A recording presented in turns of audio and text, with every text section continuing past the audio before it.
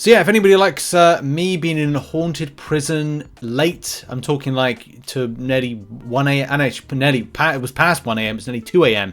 In the morning, then buckle up. But in any case, look, kicking off things, Hercules situation. We did a full video yesterday. Look, everyone's got opinions on this matter, whether or not, you know, you're concerned about it, not concerned about it, taking what Kabam Mike said to heart, getting annoyed about it. Of course, as well, there's going to be difference of opinions on matters of like, you know, how exactly is Hercules bad for the game. Do bear in mind, Kabam have literally, since the champion's been put in, making content that has been kind of adapting to situations. Like Karina's challenges, you need to do it with a specific type of champion, therefore you won't be using Hercules for that. The same way that, as even this post points out, he's been blacklisted and banned for it. And as I said, like, I try to use them as less as possible, or least as possible, is a great terminology to say, least as possible, mainly because there's so many champions in the game. The more time I spend on one particular champion, the least I'm then kind of, you know, learning other ones. Just recently, in this last month of January, I've been playing Shuri and Photon a lot more. And that is something that I'm really happy about, because I'm very much stickler to staying with the same champions. So, you know, that's fantastic. I'm probably going to feel the same way down the line about Kate Bishop. I'm not too kind of like interested with hype, and she has so much hype around her, as well as a lot of other champions do. So it's nice to branch out and find a new champion that you really love. The same way that I wanted a Mega Sentinel in this game, and I love the champion that's in. But at certain, you know, and I use her a lot for Alliance War. That's like my go-to champion. So I try and use Hercules, apart from incursions and maybe some other bits of content, as the main places to go for, just so I can learn other champions and embrace other champions as well. But of course, everyone has a difference of opinion when it comes to the situation of this champion Hercules, and it was quite interesting to see like what, you know, Kabam Mike had to say. I did think his terminology of like words he used may have been misjudged, especially because, do bear in mind, the community is very particular about champion changes, and you know, we covered this in a full video, so go and check out the video. This is kind of the abridged version to go, look, Kabam Mike said some stuff, I don't really agree with the tone in which it was kind of delivered at, and that's the problem. People took it, ran with it, and of course, you know, it created a lot of scaremongering within the community, and it was kind of ill-advised to do that. But go and check out the video from yesterday. I'll go and check out some of the threads that I've put in the description of that video. Now let's move on and talk about something which is mastery costs. Of course, a lot of us would like to see mastery switching, and it's something that would be great. The mastery loadouts for, like, they're in Battlegrounds, but they're not in anywhere else in the game.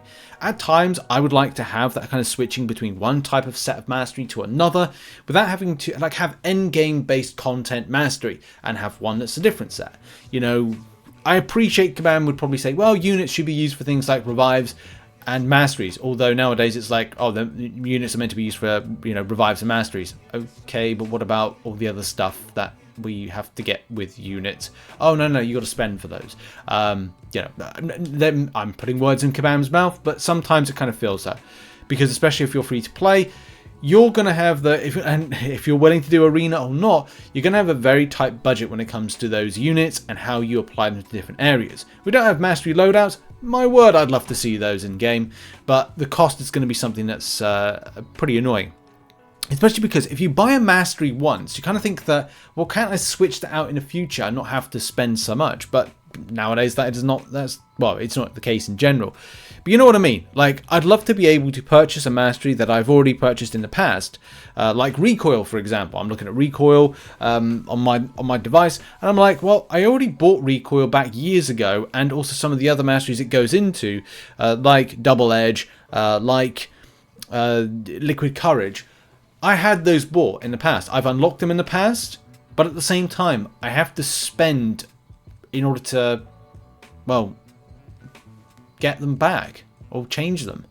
And it feels a bit meh, but it's always very interesting, because it's like, I'd like to, as even Troll Roller says, do you think this ever could be a possibility? You know, or cheaper, because the switching costs, and that's something that, you know, it depends how you look at it.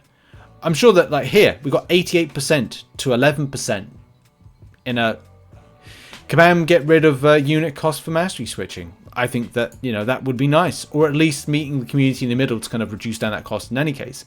So it doesn't feel like you have to spend so much, because it's a fundamental part of how you play in the game. And look, put it in the comment section if you kind of like, if you've got a just reason why you think they should be, well, remaining and it should be a thing. Here's the thing. I think that we should have mastery loadouts at some point.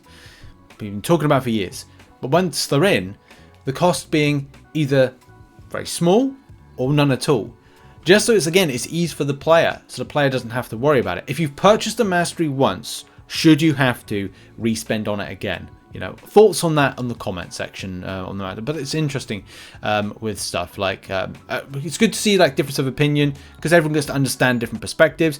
It would be too overpowered. They've had free resets a number of times in the past for various reasons, and when you do, you find yourself switching your setup for every single fight to give yourself the best odds. I don't think that's the case. I think that's more of a, look, you're experimenting around champions, but, you know, again, it's good to have difference of opinions. It's fun as a once in a while thing, but not only would it drastically increase everyone's skill ceiling, it would be super tedious to be constantly respecking. But that's the beauty, I think, personally to me, I think that's the beauty of having a champion. A champion has different various, say, attacks on stuff like, by having relics, another layer on a champion, try and maximize their damage. And that's what we're doing as a community. That's what we're doing as players. And with champions, is to maximize damage potential per each champion and going, this champion will fit this mastery loadout. In other games, they have mastery setups per champion. I mean, I'll give you an example. I know people don't want to hear it. Raid Shadow Legends. There's not a sponsor, by the way. But in that game, you get to set up a mastery that is specific for a particular champion. And that's the great thing about it. A particular mastery setup can help amplify, improve, and find a different way to take on a piece of content. The same way that you could have a mastery setup around one specific champion. That I think would be quite cool, but I don't think Kabam have the tech, nor the infrastructure, nor want to do it. They spec a mastery around a specific champion, which, as I said, you know, it's like going, well, my Warlock has the Suicide Mastery, but the mastery that is surrounding my Aegon, for example, does not. And obviously I'm not getting into politics about the right mastery, the wrong mastery. It's a case of an example of going, my Black Widow Deadly Origin has a standard mastery that's built around something in particular. Oh, my King Groot is built around greater strength and a mastery that's able to increase the length of fury but also do more damage, and also has suicide masteries because he is a bleed immune champion. The same way that I could say, right, well, my Black Widow Deadly Origin, for whatever reason, has I can't remember what the skill one was. What is the skill one? The skill one, pure skill. Again, not a perfect example, but an example nevertheless of going mastery switching per champion. So it's always very interesting, again, to kind of see where difference of opinions on stuff is. Put in the comment section, do you agree with such a thing? Individual with the champions, or a case of like having more of that open switching element, but also the cost side of things. Now, on to this thing. So, look, what's happening with the Chinese New Year, Lunar New Year. Normally around, I saw this on Reddit, so Sleeping Storm 7 says, normally around this time of year we get the Chinese New Year event when we can send those ticket things for extra rewards, and I wondered if it's still happening this year. I've not seen any news on it from the forums or on YouTube, so I wondered if it's still happening. Now, we have actually covered it on the channel. Make sure, by the way, to come back to the channel. Maybe not everybody knows about the channel, or maybe not everybody comes back. See, come and check the channel each and every day. There will be fresh content, and just, you know, if there's a video that piques your interest, go and check it out. Support the channel, you know, appreciate it. But of course, the Lunar New Year is going to be upon us, but it's not going to be in the month of January. Of course, January is just about coming to an end, and mid-ish February. Oh, it's kind of mid-ish actually. It's kind of like, well, whatever. It's on the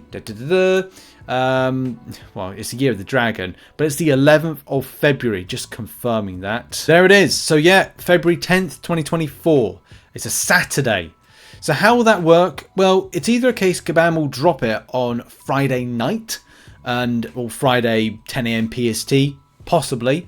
Will they run it earlier in the week? Maybe. Like, we just do not know with the extent of what will happen. The reason I kind of like say it in that particular way, it's where events fall for stuff. So the event rotation is that we have got, to the point of this video going, we've got 10 days until the event ends. 10 days from now puts us into 1, 2, 3, 4, 5, 6, the 7th. The 7th of February is when we get new content. On the Friday of that week is the 9th. On the day of the Lunar New Year is the 10th. So it will either be the 9th at 10 AM PST, or it will be the 10th of February at 10 AM PST. It's difficult because here's the thing. Track record of running things at a weekend, and then if things go wrong, you know, Kabam having to deal with them at the weekend. I don't like those odds, but it has happened in the past. It could happen in the future. So look, 10th of February is when you could see the Lunar New Year. And we end the show on arena predictions and results for Omega Sentinel and for Kindred. The results are as follows, and thanks to everybody that submitted results into the various different tabs and places. So we got 29.1 mil for position 226 of Kindred, 23 mil for position 395, and 8 mil for 1% to 5% for the 5-star. Omega Sentinel, 70 mil got position 33, right at the top, or towards the top, and towards the bottom, 400 exactly, 36.3 mil for the 6-star, with a 30.6 mil for the 5-star, for those that obviously went for it. So, predictions for round 2. Let's go with 40 mil for Omega Sentinel 6-star, 25 mil for Omega Sentinel 5-star, 25 mil for the 6-star Kindred, and 8 mil for the 5-star Kindred. A little bit low with the results, but that's a good thing. But it does mean that, you know, maybe people have already got the champion. And that's the reason not many people went out, or people more interested in milestones, or taking it easy going into this new year of MCOC. In any case, what are your thoughts on some of the topics we've discussed? Put it in the comments section. Thanks for watching. Check out some other stuff on screen right now, and I'll see you all in the next video, whenever that will be. Much love. Goodbye.